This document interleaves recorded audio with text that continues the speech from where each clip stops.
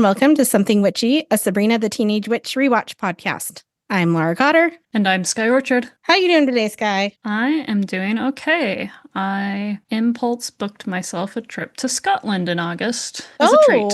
What are you rewarding yourself for? Existing. That works. No, I wanted to go to Scotland for my 30th, and 2021 was not a year of traveling. So figure for 35th, I'm gonna do it. I like that. I'm supposed to get, next year I'll be 40. And I'm supposed to get some sort of big travel thing because my sister got New York Broadway trip for her 40th, which was also postponed because of the pandemic.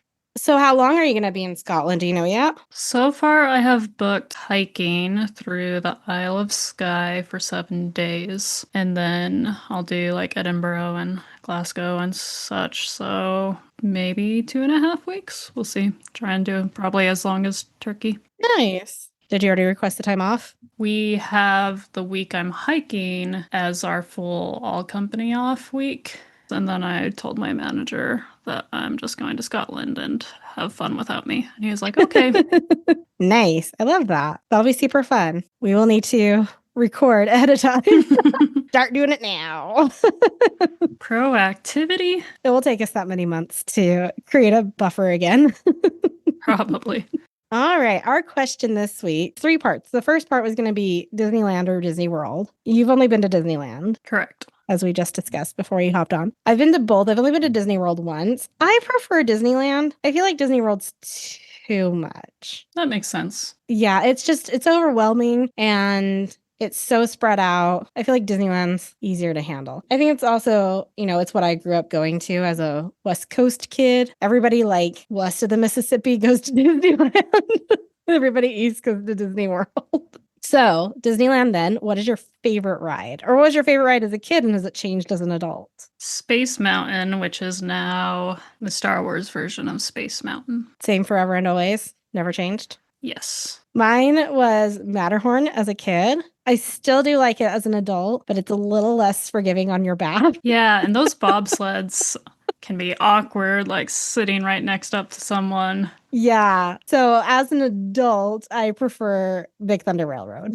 So back problems or whiplash? So Big Thunder Railroad has sentimental meaning to me. It was like the first, because I don't count Matterhorn as like a fast ride. So it was the first like kind of big fast ride I went on as a kid. And I was sitting next to my dad when I went on it. And to help me be less scared, my dad talked about the physics of the ride the entire ride through. Oh, that's cute.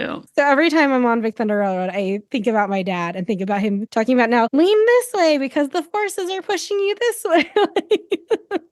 Yeah, so that's my favorite ride. Last question. If you were to work at Disneyland, you can choose either a specific ride or just a general area. Where would you work? I would work Galaxy's Edge, or I feel like sitting in a mascot costume would be one of the best workouts because you're in like a sweat sauna. I feel like that'd be a great exercise plan. Did you ever have to wear any of the costumes that we had at the museum? I was Sid the Science Kid. So you that know was me. Then. You're not going in with no experience. Okay, then I'm not going to press you too hard on that mascot question. Were you the person who got like kicked in the Sid the Science Kid outfit? I've blocked out a lot of that job, so could not tell you. Someone got like mauled in that outfit. I can't remember who it was. Mine, I think, would be the Bibbidi Bobbidi Boutique, purely for the costume. I don't care about doing little kids' hair. I just want the fairy godmother outfit. Nice. All right, we're on episode 23. After this one, we have 3 more left in this season. And then we'll probably do Sabrina Goes to Rome in between seasons 2 and 3, even though it technically came out a couple episodes into season 3. I don't know if we're going to do anything for the holidays again this year. I've been trying to think. I haven't had any good ideas, though, come to my mind. None of the Sabrina actors are in any Hallmarky Christmas movies this year, although Melissa Joan Hart did produce one, if we wanted to count that, although I feel like that's a bit of a stretch. Wasn't Beth in like a raunchy Santa one? Was she? Not Hallmark, obviously, but I think like Netflix or something. Oh, yeah. I think there was one last year we can do that. We'll see what the rating is. Was it The Merry Gentleman? I don't think that was super. I don't see anything on her IMDb that looks like it'd be crazy. Could be gaslighting myself. I do that frequently. Or we could just pick an old Christmas one that they've been into. There's plenty of those to choose from. If y'all have suggestions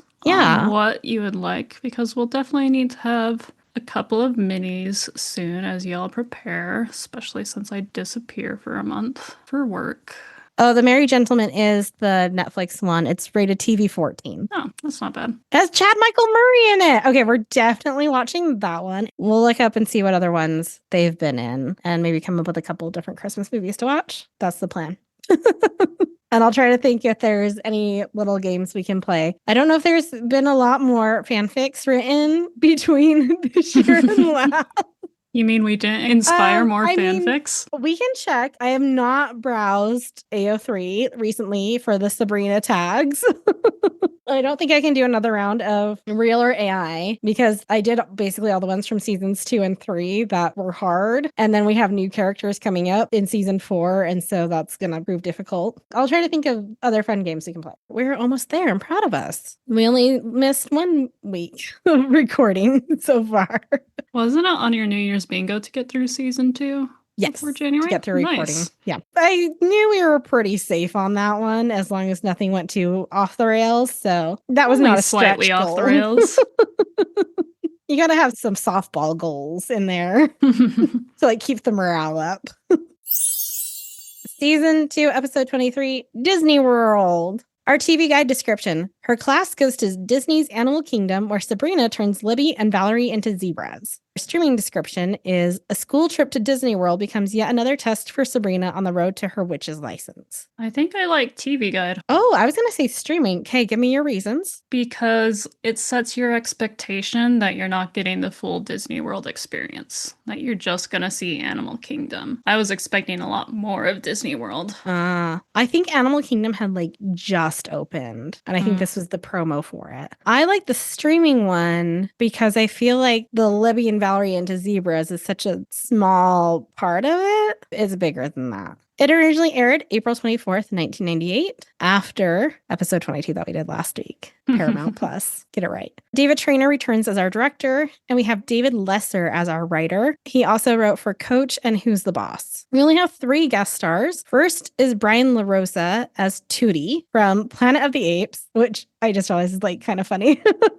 Planet of the Apes, he plays a caveman here. Congo and the Country Bears movie, which I never saw. Paul Dillery as Bellboy, and this is his only credit. And then Trish DePrume as the cheerleader, and this is her only credit. So very small guest list. Not surprising they couldn't afford a lot of guest actors when they're also already going to Disney World and paying for all of that. This is part of a series of TGIF shows that have gone to Disney World. So we had Family Matters went in season 6, episodes 22 and 23. Boy Meets World went in season 3, episode 21. And Step by Step went in season 5, episode 22. Sabrina is the last of the TGIF shows to go. As a bonus, Roseanne and Full House also both had Disney World episodes, as did Blossom. So Blossom was the first one to do Disney World episode. They were actually on NBC, but because they were produced by Touchstone Picture Studio, which is the Disney production studio at the time, they did a Disney World episode. Cool. Disney loves some product integration. Shocking. And those were all just like the ones from the 90s. I didn't like, there's been more since then. Like The Middle did one, I think. George Lopez, I think, did one. But I wasn't touching those. I was just talking about the 90s. What were your overall thoughts of this episode, Skye? It was a fun little episode. I feel like the scenes were very, very quick. So quick. I was looking at my notes as I was doing this. I'm like, okay, one sentence. It's nice that they gave Nathan like a fun part. I feel like he's background a lot of the time, and this was like Harvey got to actually do something and have a plot line per se. How much would you kill to have been on that safari ride as Nate Richard is narrating it for you? Not as much as you. I would have loved to be a guest in the parks that day and gotten that treatment. That would have been amazing. It's definitely a classic, well-known episode. Don't super love the Zelda caveman storyline. Like, I get why they did it, but it's kind of weird. Not because I have any problems with like Tootie or anything. It's just very shoehorned. It didn't feel like a natural progression. That's valid. I also do not believe in any world would Hilda have stuck around and not just bailed and been like, you're on your own, I'm going on rides. That was one of my notes too, of like, why is Hilda negotiating the time spent in the fossil area? Like, you're your own human adult, Hilda. Also, single riders, you get like up to the front of the line. Also, for being chaperones, not really chaperoning anyone. I mean, we already know they're terrible as adult human beings, so.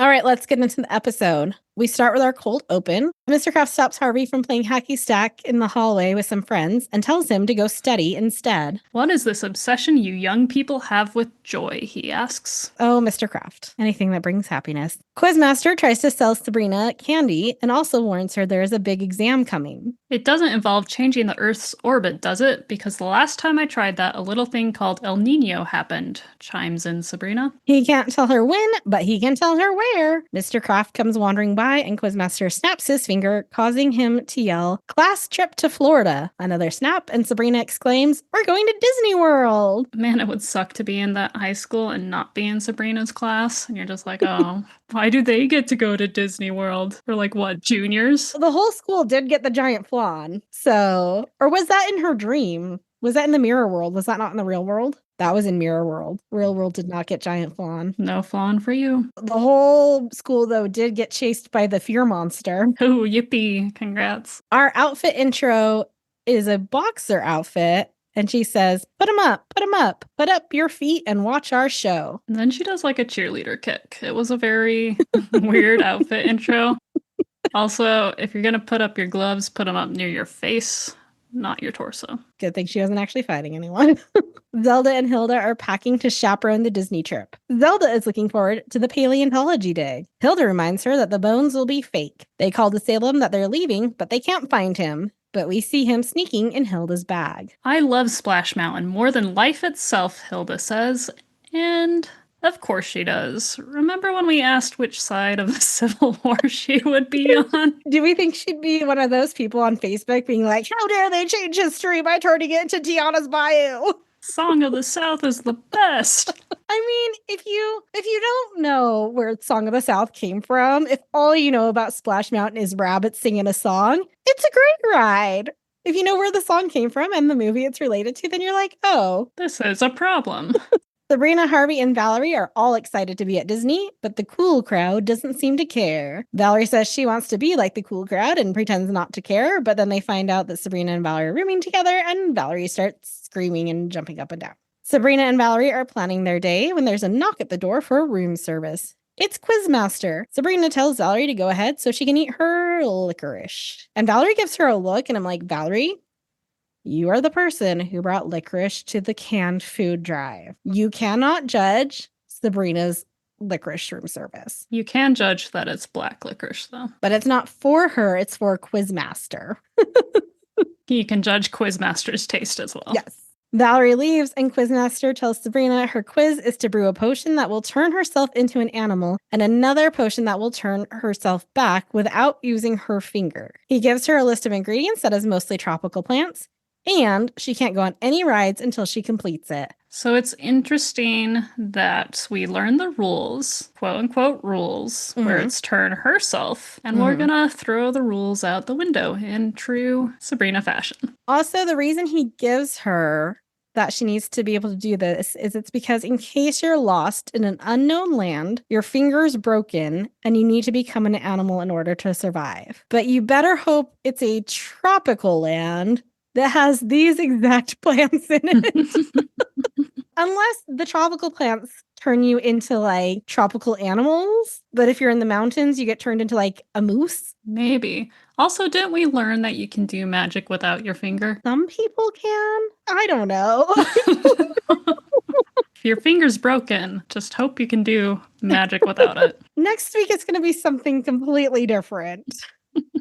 Harvey and Valerie are exploring the park without Sabrina, and Libby comes over to put the moves on Harvey, but Sabrina finally arrives. She makes an excuse about a report she needs to do and ditches them again. When Sabrina walks up to them, she says, Libby, the Jungle Cruise wants its shrunken head back. Oh, sorry, that's your actual head, which was a good one. Also, continuity. Why is Libby suddenly trying to flirt with Harvey again? Has, like, Florida gone to her brain? Did a mosquito bite her and she's going crazy? So confused. I don't know. Did you catch later on? Because she's like, oh, Sabrina's not around, so I can go flirt with him, implying that Sabrina and Harvey are maybe together. But then there's another point where I think Libby refers to Harvey as just like Sabrina's good friend. I think she was being sarcastic, though, of like, oh, you're just good friends. Okay. So we still don't know. These two are still in limbo land, which I've gotten used to at this point, to be honest. I assume they're not together. We haven't seen them on any dates. We haven't seen them kiss, I think, since Christmas. I'm assuming they're not together, but they both still have feelings for each other. Hilda and Zelda are planning their day and fighting over how much time to spend digging for bones. Salem wants to come with them, but they say he has to stay behind because cats aren't allowed in the park. And that is false. There is an Instagram account about Disneyland, and I don't know if it's Disney World cats or just Disneyland cats. It would make sense if they had them at both for the rodent populations. It's Disney cats. You can follow the Instagram page. They're adorable. They have names. I'm sad I haven't seen one yet in person. I've seen one. No. What did it look like? A cat. Well, I know, like black cat, tabby cat, orange cat, like... I cannot remember. I just know I saw a Disney cat. Just lie to me. Like, just pick a cat. Tabby. Thank you.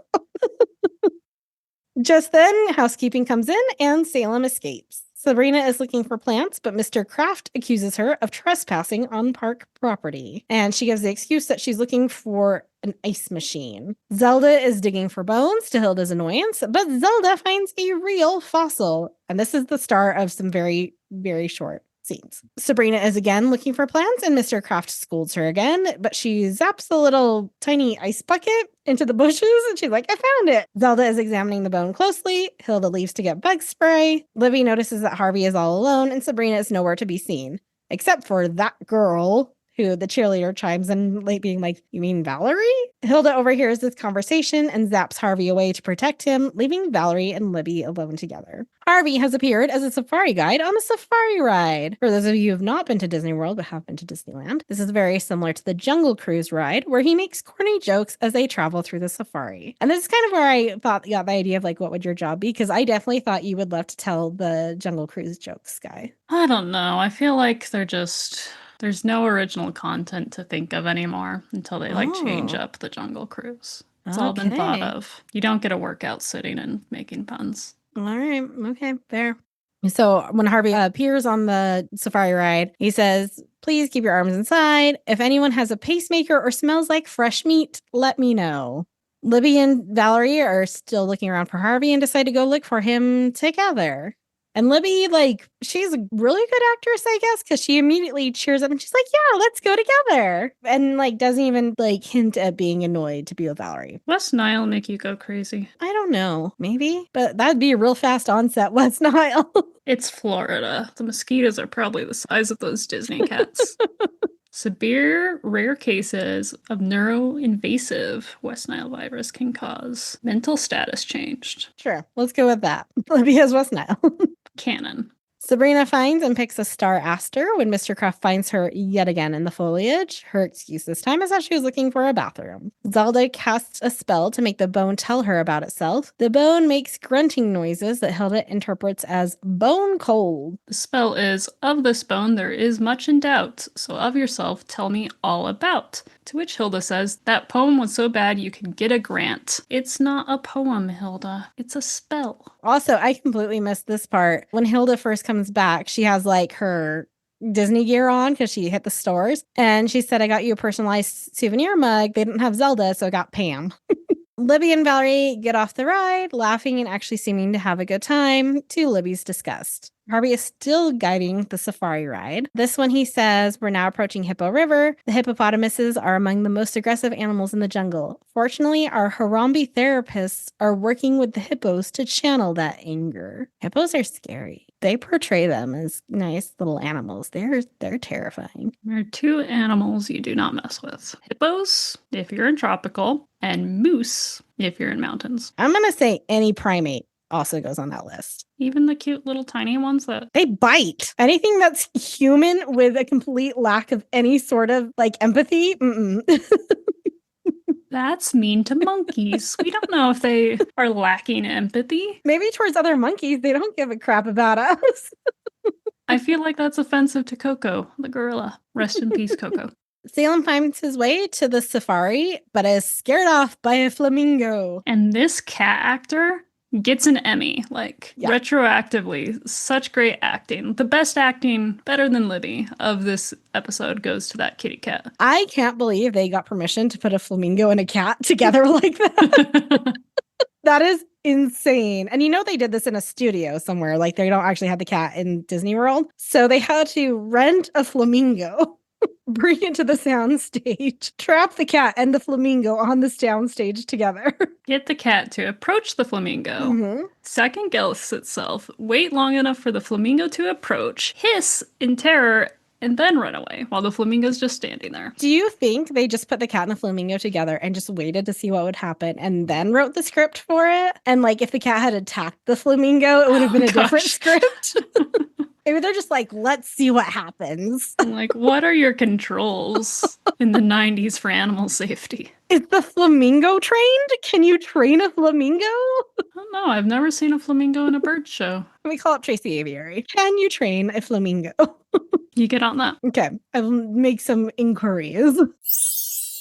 Sabrina finds Valerie with Libby. She asks where Harvey is, and Libby wonders why Sabrina doesn't know where he is. Oh, this is because he's your good friend. That's where she says it. Sabrina pulls Valerie off to the side and asks why she's hanging out with Libby. Valerie says because Libby actually wanted to and invites Sabrina along, but Sabrina lost half of her work to a jerk with a leaf blower and takes off again. Zelda is still examining the bone and zaps it again to give it more consciousness, turning it into a full-blown caveman. His name is Tootie and starts attracting attention from other Disney guests, so they take him back to the hotel. Sabrina is in her hotel room checking off her list of ingredients when Salem comes in, crying to be let in. He claims that he was savagely attacked by a pterodactyl. Sabrina has finished brewing her first potion while she gets the rest of the plants for the second one. Valerie comes back to get more sunscreen, and Sabrina asks if she's still hanging out with Libby. Valerie, disgruntled, asks why Sabrina is so suspicious, as if she could never be popular. Sabrina is just trying to look out for her, though. Valerie can be cool. Sabrina tells her that she can trust Libby if she wants, but Sabrina wouldn't. Valerie has done this before,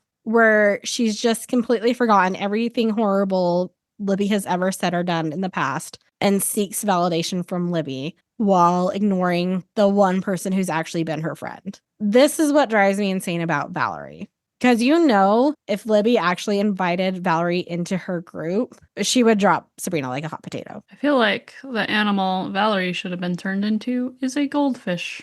That memory ain't there. Sabrina leaves to do more foraging, and Valerie spots the potion, mistaking it for tea. She thinks Libby would love some iced tea and pours some in a bottle to go, with Salem watching her. And I thought he was talking at first, but he's just thinking, I wouldn't do that. Valerie and Libby still haven't found Harvey. He is still on the safari ride. No, ma'am. The impalas we're going to see are antelopes with red coats, not American-made sedans with front-wheel drive. It's the same situation as the falcons. Oh, Harvey. How much do you think he enjoyed this episode? He's like, sweet, I just get to sit on the safari ride and tell bad jokes the whole time? It is a larger amount of words he gets to say in this episode than in quite a few. Definitely more than last episode. Valerie offers Libby some iced tea, but it splashes on both of them when she opens it, turning them into zebras. So it's a potion you don't even have to drink. You just get drops of it on yourselves, and you turn into an animal. Okay, Mr. Kraft comes by, having seen the zebras and noticing that they're in the wrong area. He sees the bottle on the ground that says property of Sabrina Spellman.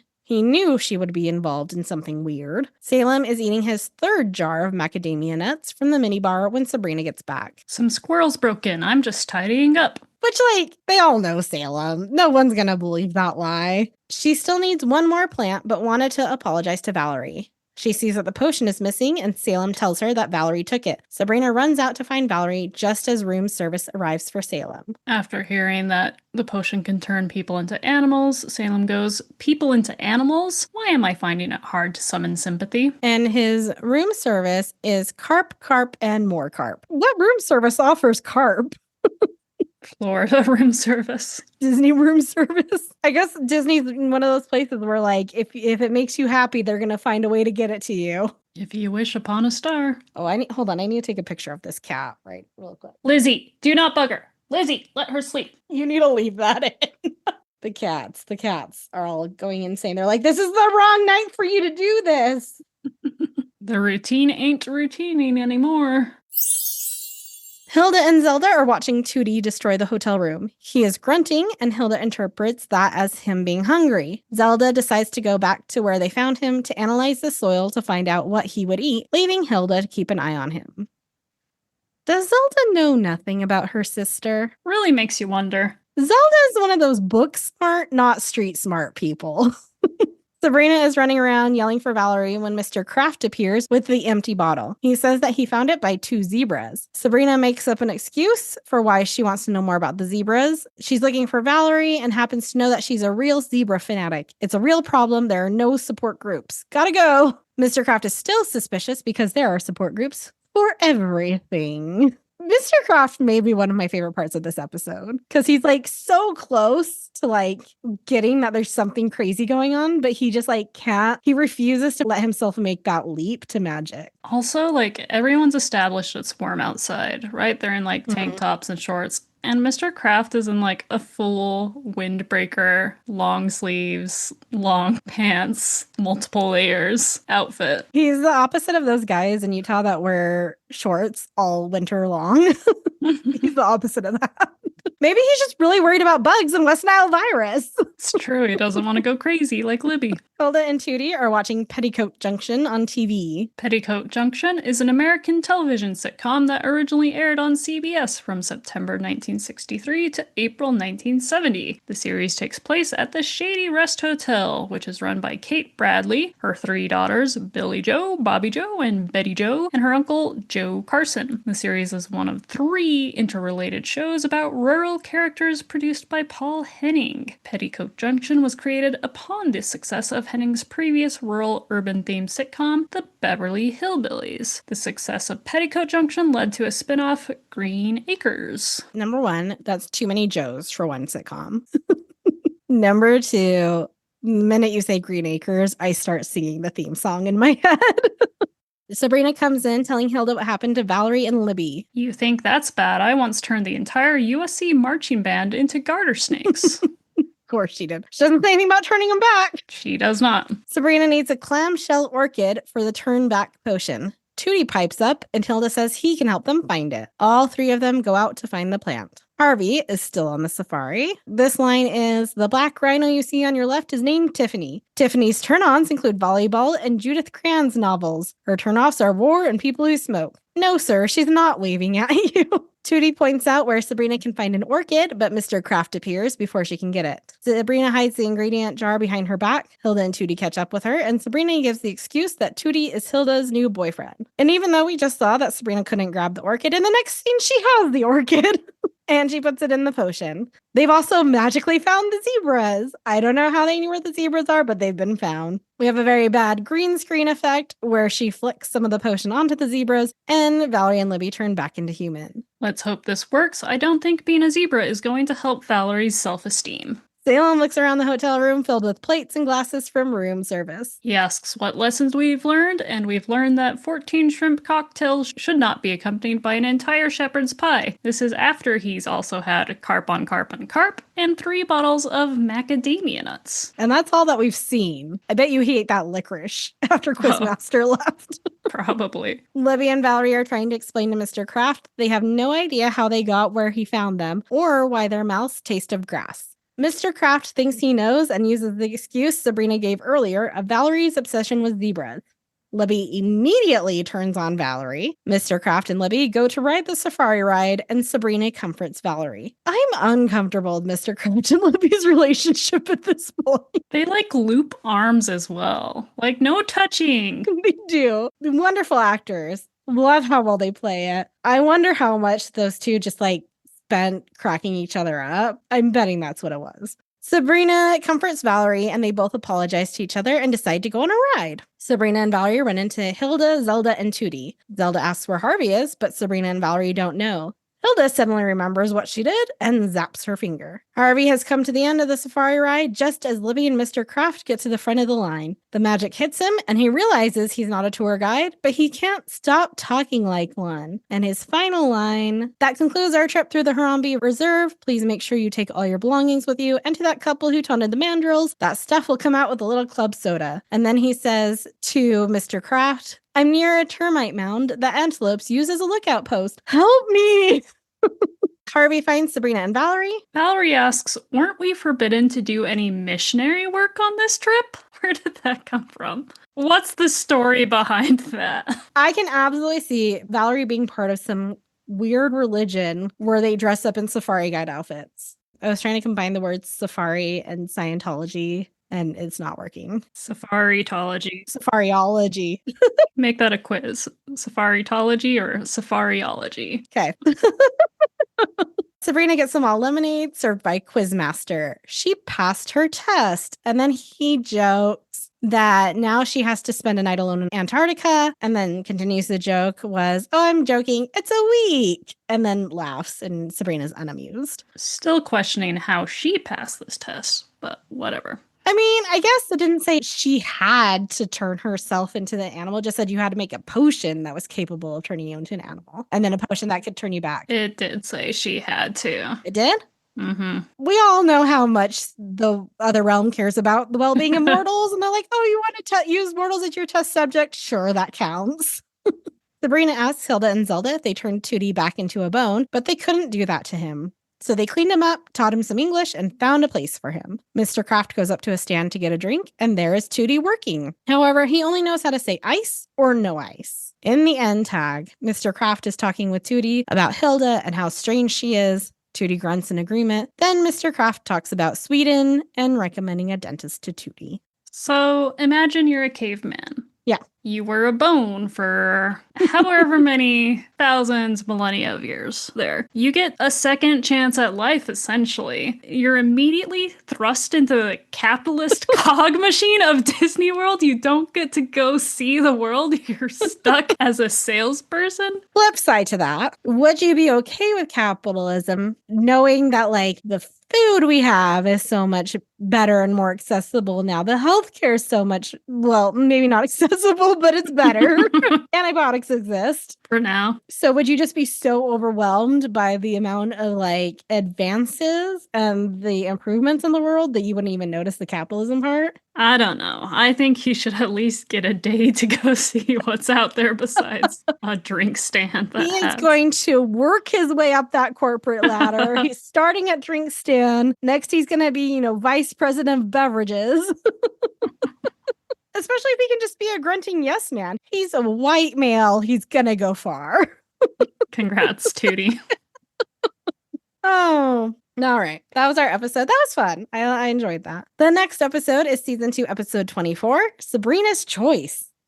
Do you have a guess for this one, Skye? It doesn't give you much to go on. Oh gosh, is Sabrina going to make a choice? Who knows? I think it's going to be a big choice with consequences simply because we are 3 episodes away from being done with this season. And whatever choice she makes, it's not going to just be a lesson of the week. It's going to have lasting impact that's going to take us into season 3. Well, I'll give you a hint of where this title comes from. I don't know if this is going to help or hurt your guess. Is it Sophie's choice? Mm-hmm. So do you have a guess of what that choice is going to have to be? It would be between Hilda and Zelda then. Well, join us next time to see how right or wrong Skye is. I'm always right. I mean, if you're listening to this podcast, you've probably watched Sabrina 1,000 times, so you probably already know.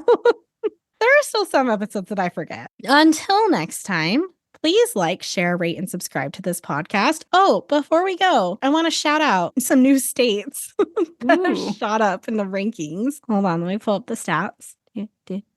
So our number 1 state for the past month, our number 1 state has been Washington. Okay. Twist. Arizona. Also twist. Tennessee. Twist. Virginia. Okay. And then we get to California. So Utah is pretty far down the list. But hey, whoever's discovered us in Washington, welcome. What if it's Bigfoot? Oh, I think this has got to be a family of Bigfoots because there's quite a few downloads. I don't think we don't even have that many episodes for how many downloads that is. Bigfoots or big feet? Bigfoots. Not big feet. The Bigfoots family. No, if you do that, you don't do the S. It's just the Bigfoot family. The Bigfoots. The big feets. Oh, now we're going into feets after I said it? I see. Is it like moose? Or like Meese. Bigfoot can be plural or singular? Any of those cryptid fans out there, you care to weigh in on this? Like, oh, is it Mothman or is it Mothmen? Mothmans. If we have Virginia on the list. Oh, Mothman is West Virginia. Just kidding. I would say close enough, but then I feel like all our Virginia people would stop listening to us. Virginia has its own. Each state has like its own little cryptid. What's ours? Skinwalkers. Oh, yep. Which you do not mess around with. If they're real. I'm assuming they're real. Anyway, thank you to our new friends. You can email us at somethingwitchypod@gmail.com to weigh in on the foot feet debate. You can follow us on Instagram at somethingwitchypod. Something's going on with Instagram where it's not sharing out our posts lately. So I promise I'm still posting. It's just not. It won't even show it on my personal account when I post on the podcast account. It takes it like a day to show up on my personal account. Did we offend Zuckerberg? I mean, probably. But that would rely on him actually listening to this podcast. He doesn't have to listen. Meta has to listen. Oh, that's true. It's the AI uprising. It's coming for us. You can follow us on TikTok at something.witchy.pod. Until next time. Stay magical.